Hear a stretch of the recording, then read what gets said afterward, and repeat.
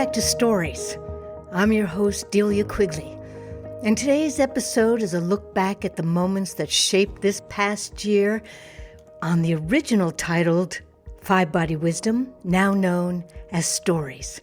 My guest and dear friend Debra Fernandez joins me as we revisit the episodes that sparked the deepest conversations, from a woman's passage between the warrior stage and the wise woman years, to the ever-growing recognition of how your food, your energy, and your daily habits shape all of our health. This is an unscripted conversation of the insights, stories, and teachings that resonated most with listeners this year and with the two of us. Think of it as a pause before the new year begins, a chance to honor what we've learned and to carry forward what matters. Okay, let's begin.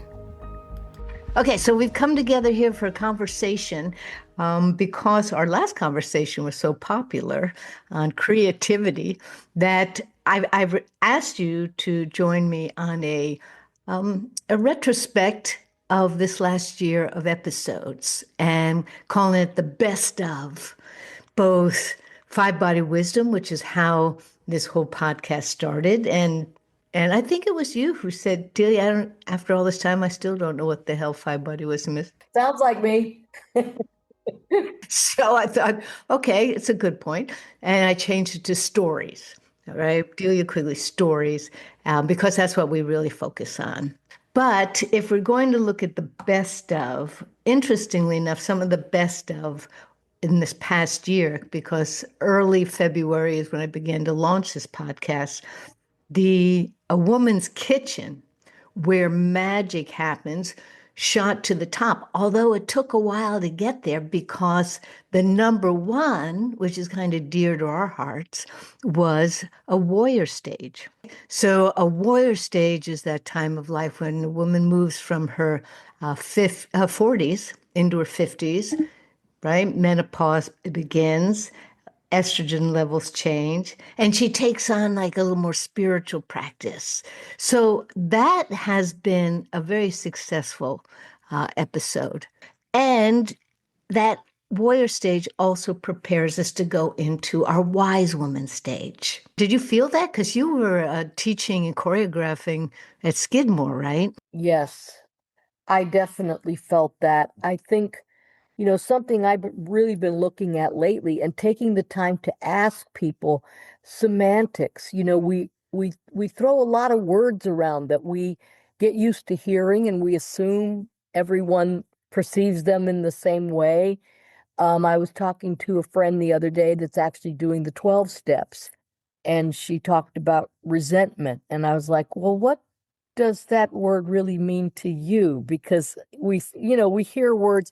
So even when I hear the warrior stage, I think, okay, I know what that means for me, but it could mean something very different for a different kind of woman. So yeah, I really did love that podcast, and I like hearing everyone's responses. I think what I would say warrior might have come to me even a little later than my 50s. I think there's always been a deep warrior inside me, down there supporting me, but our behaviors as females were very, I think we all from our generation share that the obvious things and the things we've heard all your listeners say, the people pleasing, the going along with things, the nurturers. My nephews came to visit, and I've never made so many meals for someone in my life. Even though, as you know, I'm not a kitchen person, I thought, my God, how easily the female slips into taking care of everyone. Even though I didn't leave my life that way. The minute they were in my house, I jumped into that role. The packing the lunches, the cookie, the chips, It was really kind of amazing to observe. Wait a minute. And then knowing you is like, just the thank God they're gone with no guilt. Just thank God. Totally. And not because I didn't love being with them. Yeah, I loved being with them, but I'm like, wow, I really kind of wasn't made to caretake, you know? What came to mind as I was listening to you and what you were saying is, our personalities. And I'm a double Aries and you're a Libra, which was a nice balance between for our friendship. But I jumped into my warrior stage like Yahoo. I didn't even know it. I just, I was just there. And I must have stepped into it like boom, 50, and the armor came clinking onto my body. I was like warrior spear in hand. Well, I was also in a very deep spiritual practice. So I call it, the spiritual warrior. Well, I always saw you as a warrior from the moment that we met when we were in our 20s. I felt that. That's probably a past life thing that we had. Yeah. And that's what I'm saying, that I think there can be an essence. In reality, we probably both were warriors. In again, coming up in our generation, even to do what we did with our lives, we had to have had that because we went at it, by ourselves, very autonomous. But I think our personalities and our way of being in the world can still be more careful than what might be waiting in our guts to emerge. So for you, like I said, I always saw you that way, and you were way more that way than I was.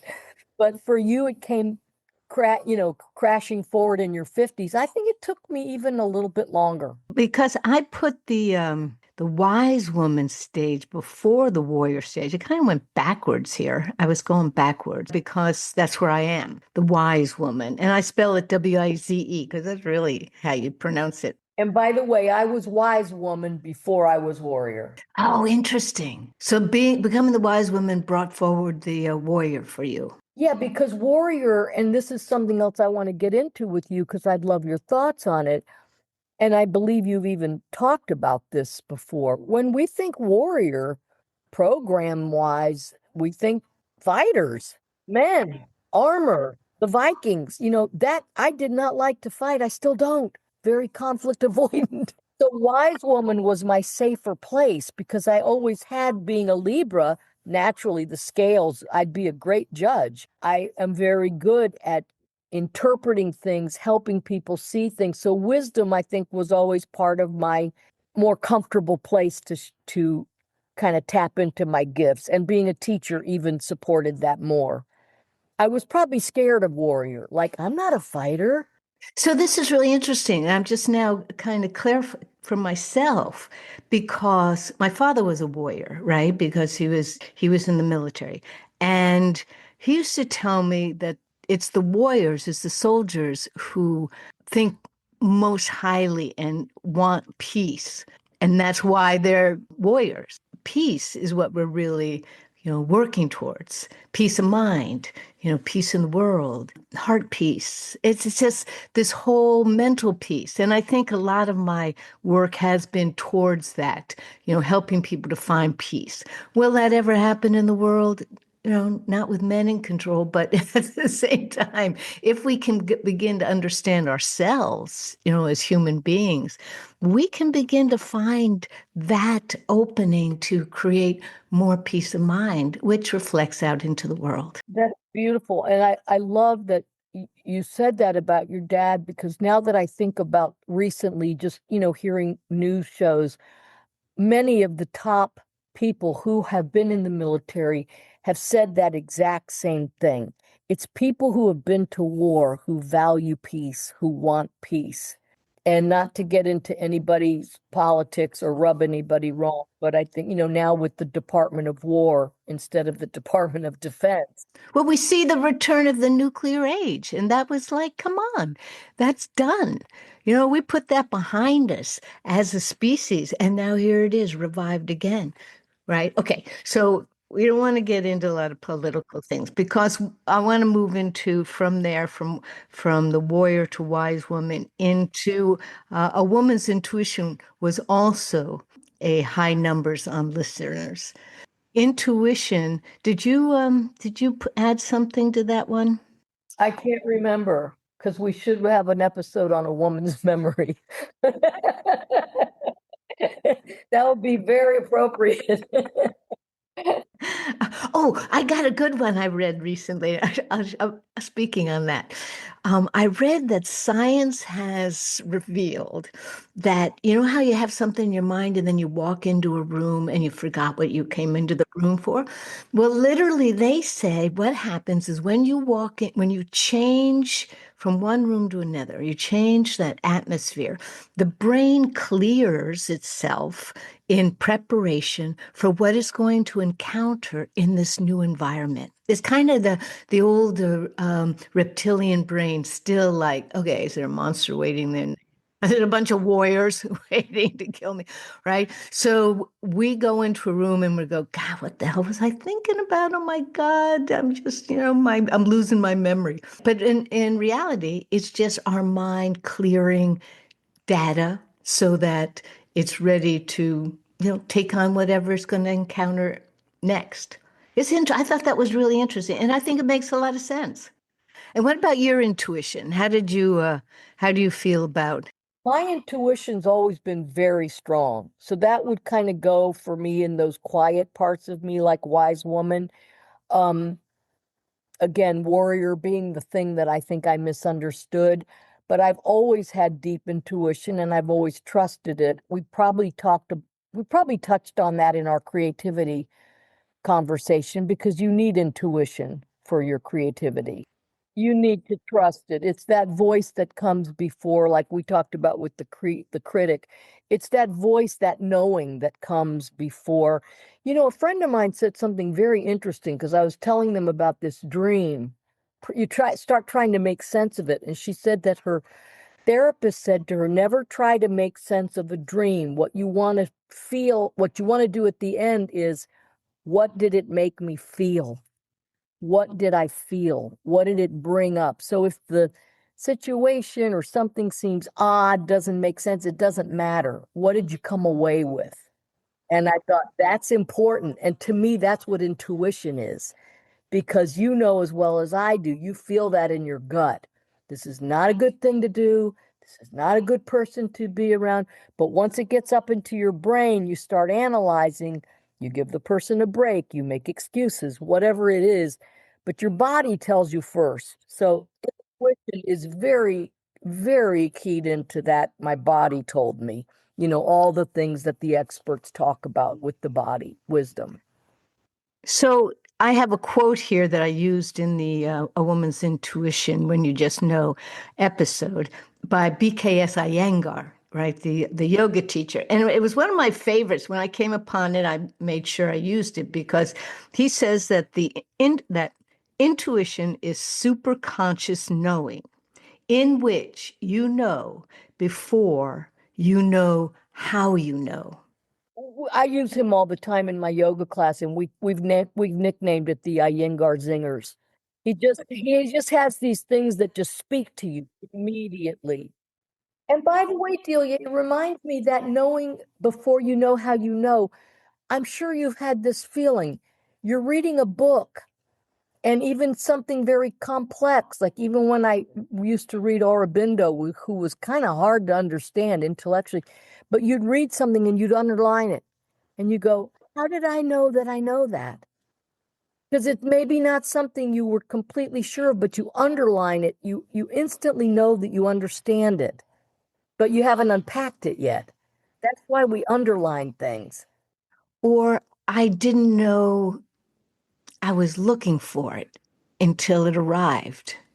So I want to lead into the episode on prayer, when women pray, because I know you contributed to that. And I thought that was really a good little piece that had thank you and help. Right. And you use that. Remind us how that goes. It was Ilana Van Zant that the I don't know if she's an actual therapist, but she's an Oprah introduced her to the world and she works with families and Oprah asked her about praying and she said, I just have two prayers. Thank you and help. And I thought when you really boil it down, it probably kind of does come to those two things. And that's what you use. A lot, yeah. If not in those words, I realize that it falls into one of the two categories. This is so common with prayer too. Even people who say they don't prayer, when the shit hits the fan, suddenly they're praying.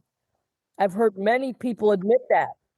All of a sudden, they're on their knees going, God, whoever you are, help me. And I go, it's when you need help. I agree. And I've noticed, I've been lately a number of, I don't know, interviews, celebrities or whatever, and they say, oh, no, I don't pray for myself. I always pray for someone else. And I was like, oh, I was, I pray for myself. You know, I pray for others, but I pray for myself because I'm in the thick of this world too, and we all need a little help. Well, Delia, let's go into that a little bit because I know you meditate. I meditate. I'm really now leaning a lot into mindfulness meditation, which is just the noticing. The noticing your body, coming back to the breath, looking at your thoughts, not judging them, noticing them, and then letting them go. So to me, that's a kind of I wouldn't call that prayer. I think there's a lot of things we do that people might consider prayer, which is fine if that's what they consider, sitting quietly, meditating. That to me is different than the thank you help.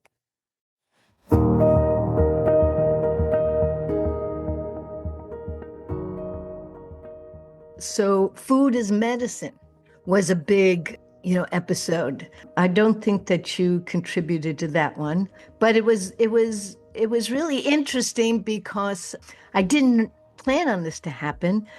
But in the doing of the episode, it turns out that all the guests I interviewed and my stories myself was about macrobiotics and beginning as a foundation in which to build and to grow health-wise, food-wise. And then myself and several of the other gals I interviewed taking that and then teaching it. And it would evolve, it would evolve from macrobiotics, go a little wider and into 50. It would just stretch out like the branches of a tree into 50 million different diets. So everybody's got theirs and everybody's got their book. And really when you put them all together, it's the same one. There's certain things you eat and there's certain things you don't eat. There's a certain amount you eat and there's a certain amount you don't eat. And it's just really basic. Well, Delia, I'd like to ask you about that because this is really an area of expertise for you. I just had a lunch yesterday with a group of people. They each had their own very specific, well, if you take this, you got to take this with it. But when we were at a restaurant, and by the time the waitress came, I'm like, I don't even feel like ordering anything anymore. you know? And so we've got so much specific things. And, having been dealing with hives and then before with the gut, which I thought I shouldn't do gluten, but then on the low histamine diet, you can do gluten. People can drive themselves crazy. And I do believe food is medicine in that our food in this country is horrendous. We know that. So in your mind, how do you address that? Because now we study one food as if it's a separate thing. And then it's very hard to integrate it. You know what I'm saying? People end up saying to themselves, what can I eat? When I talked about macrobiotics, it's because it really taught the science of food. So if you're going to eat that, how are you going to balance it? Right? And looking at our diet in general, the American diet, we're really heavy in meats. And macrobiotics would be very young, very constricting, a lot of salt, very drying. And so in order to balance that without even thinking about it, we've gone to more sweets.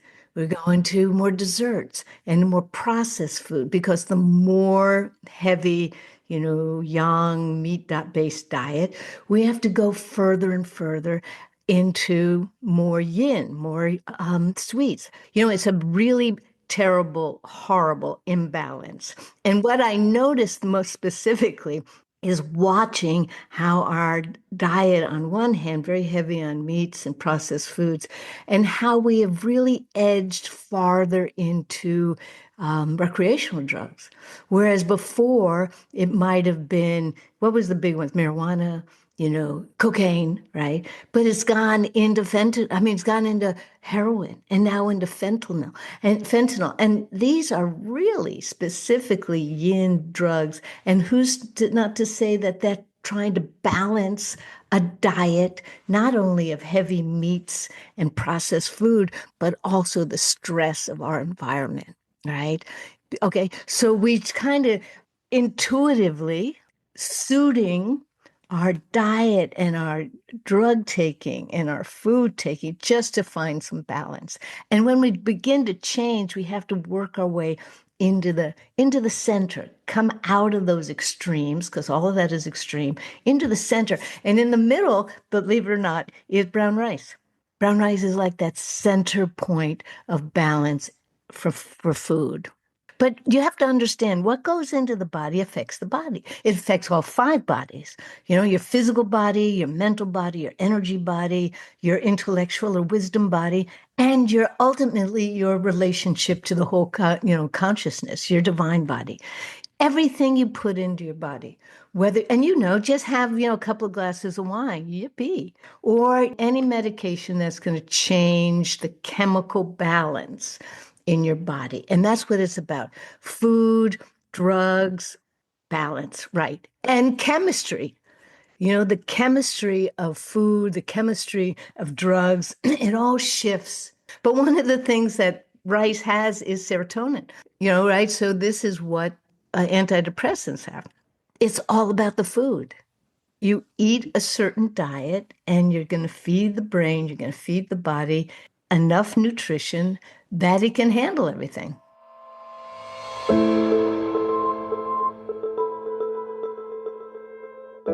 So, we've talked about in the menopause episode that you need a number. I mean, it's one thing about Western medicine is you can get diagnostic tests and you can find out what you're lacking.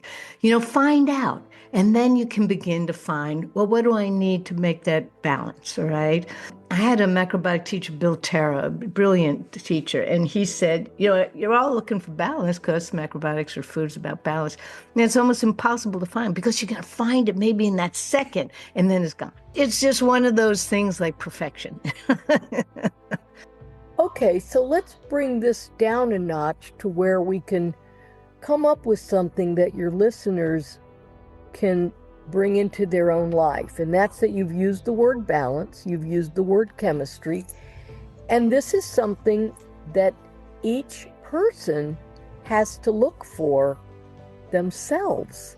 So my balance is not your balance. What do we even mean by balance? You might have a few glasses of wine, you might microdose, and that might be a great place for you to live. For somebody else, that's death. They can't process alcohol, their life goes downhill. What is balance to each person? It's not the same, and it doesn't follow a prescribed diet. The whole thing is, if you're out of balance through food, through medication, through whatever, your life, your relationships, then you're going to suffer. And we haven't even talked about that because it all comes back to that suffering. But we're also looking for that elusive state of balance. Now, I've got two quotes that I want to share. One is just funny because it's my friend told me this from Jimmy Buffett. Your body is a temple, my body's a tent. For some people, living in a tent works fine. They're happy. If they're happy and they're healthy, that's fine. That's what I'm trying to get at. Because you yourself just said balance can't last. My other quote that I love was in my yoga class when people would fall out of their tree pose or whatever, and the teacher said falling is part of the practice. So we have this idea that we're supposed to stand in tree pose and never waver, to be the best one in the class, your balance, But in fact, balance includes falling out of balance. Yes, but striving towards finding it again. Do we strive? Is that what people are striving for? And what I would ask your listeners to really think about, what does balance mean in my own life? Right now, being a Libra, I should know the answer to this. I really can't even, if you asked me right now, I think I'd have to think about that. What is, in this current stage of my life, what does balance feel like to me? And what am I striving for? Let's put it out to everyone. And don't let it be something that you've read or that you think was your balance 10 years ago? It's really about every single day in this moment. And it all changes quickly. That's what you notice too in the mindfulness meditation is how quickly your thoughts come and go, how quickly your body sensations can come and go. You have a pain one day, it's not there the next day. Now, I'm not talking about people with serious diagnosed illnesses that they have to do. I'm talking about the everyday kinds of things. Right. So this is leading into the chronic disease, the new normal. I did this episode because I see it all around me. And I particularly see it with younger people. So okay. So that comes back to the conversation about balance. All of it comes back to this conversation about balance in terms of, striving, finding, or implementing in your life dietary, exercise, meditation, yoga aspects, or what am I looking for? Modalities, I guess, that would help shape your life in a way that you can function at the highest rate, right? I want my energy to be there in the morning and take me through the day, my mind clear that I can accomplish what I want to accomplish. I want to be healthy and strong. I want to feel good. And I know, as does, there's no escaping it. I know that if I eat a certain way, or if I don't exercise and I lay around on the couch watching TV and eating chips or whatever, you're going to fall into a different energy pattern that doesn't work for you. that's right. It doesn't work for me, but it doesn't work for anybody because what we're going to see that malaise and that lack of balance in people is a microcosm of the macrocosm of the world. We've gone to these huge extremes because coming back to eating very young meat, salt, right? And then balancing it with alcohol and drugs.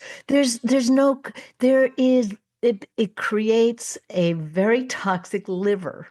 And the emotion for liver is anger and violence. And it creates a very stagnant, toxic kidneys. And the kidneys are fear. Just look at the movies today, because 5 out of 6 trailers are going to be violent. And they're just bloody and scary and horror and loud.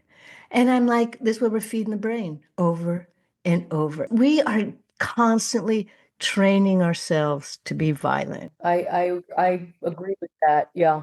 And I think there's still, of course, plenty of people who are not violent and, plenty of people who are kind and gentle. And what are they feeding their brains? Right? I mean, we're talking about feeding our bodies food, but what are they feeding their brains? I don't watch that. I don't watch horror movies. I don't watch, it's like, let's take a look at what you're feeding your brain, because that's food as well. A Woman's Kitchen, Where the Magic happens to be the #1 show that people downloaded. And because they know it's all about the food and they know they have to cook. But again, with so much information about all these specific kinds of diets, what's a person who's not an expert to do, Delia? I mean, I think that you mentioned lay off the heavily processed foods. I find that that's an easy one. Lay off the sugar. It's refined sugar. There's a whole history. There's a wonderful book by William Duffy, who was educated into healthy eating by Gloria Swanson. It's a great story. But he wrote the book Sugar Blues, and he tells the whole history of, slavery was really begun in this country because of sugar. But sugar is a big one. I would definitely reduce animal protein. I did this menopause with Erin, and she said now it's 100 grams. I'm like, 100 grams? We were doing 50 grams. With the idea was 48 grams for women. I don't need that much protein, and I don't I'm not called to that much protein. But I also find it in, complemented beans and rice. Beans and rice have fed every civilization exactly from the beginning of time, basically. I think get your diagnostics, know what nutrients you need, what you're low in, right? And take a look at your gut, take a look at your belly, because that's where it's all happened. They say your gut's a brain in itself. I know. And now we have to think about wrapping up because we've gone way into the food thing, which I think is great because you said that was one of the most popular episodes. And I understand that because everyone's struggling and dealing with that.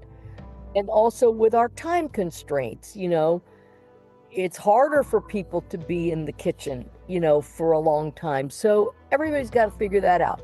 What would you say to, and maybe this needs to be a part two to this, is there something we've left out that was a favorite or left questions in people's minds about what the topic was about? And by the way, congratulations on a year of great podcasts.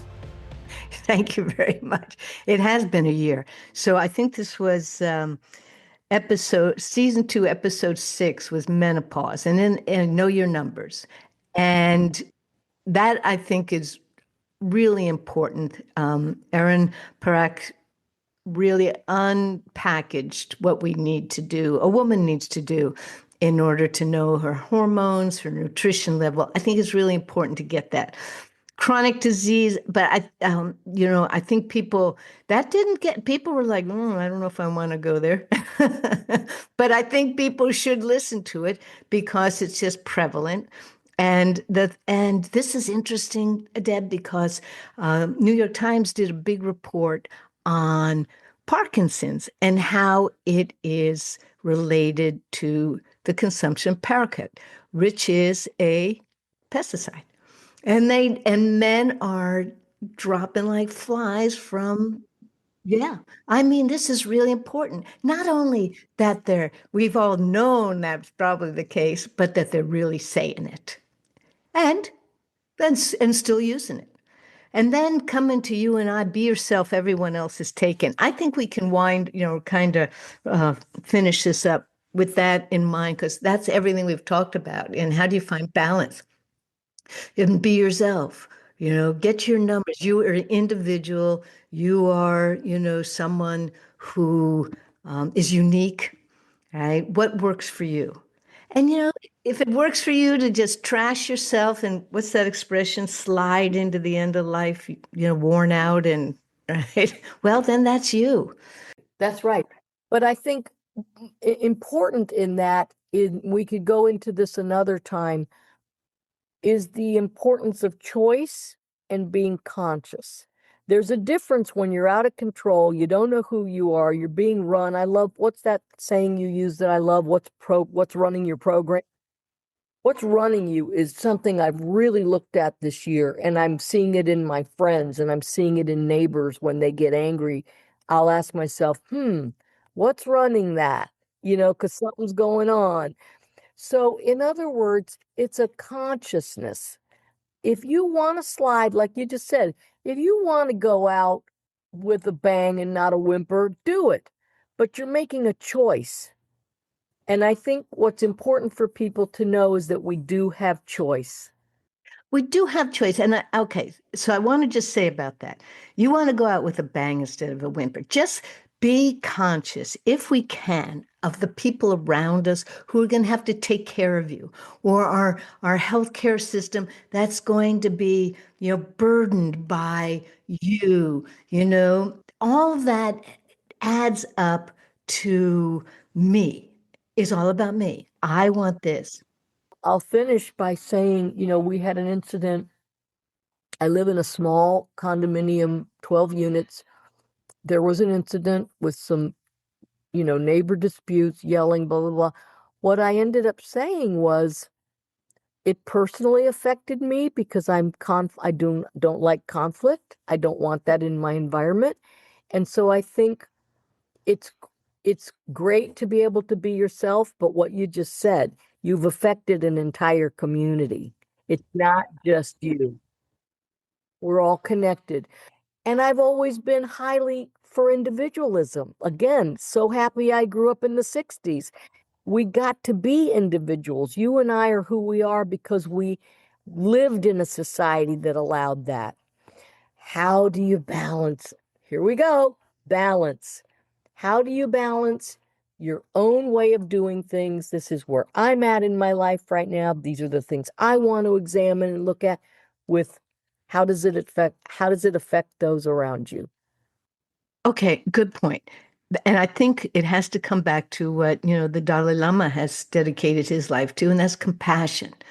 So compassion not only for yourself, but for everyone else. So when I look at balancing my life, I'm going to also look at, will I be a burden in this case if I trash myself? And, where is this balance? How does it affect everyone else around me? I do think about that. How does this affect my family? How is it going to affect the world? Yeah, I'm just a little drop in the puddle here, but at the same time, I'm a drop. I'm a part of it. And all I want to do is teach people that you are all drops, and all these drops are making up this flood that is consuming our world with violence and with sickness and with mental suffering. What the Dalai Lama and so many wonderful spiritual teachers says, it's not necessary. You don't have to. It's really pretty simple. So that's through all of these episodes and the ones going forward, using my mindful mandala cards, all of these things are all towards we don't have to suffer and destroy each other. We don't have to do it, but it's a choice to step away from the I, just me, myself, and mine, right? And look at what's the consequences of my actions in the rest of the world?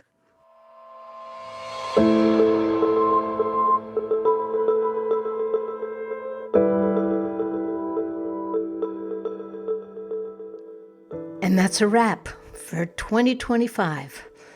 I'll be back in the new year with more stories and wise women sharing their experience and wisdom with all of us. So I want to thank Debra Fernandez for our second conversation, of which we plan to continue doing more of those in the year to come. If you're new to my podcast, you can find all the episodes on deliaquigley.substack.com. Become a subscriber, and a world of stories and tools for understanding your 5 bodies becomes available. I hope you'll join me, so together we can unravel what it is to be human in this most interesting time of planetary and human evolution. You've been listening to Stories. I'm Delia Quigley. Until next time.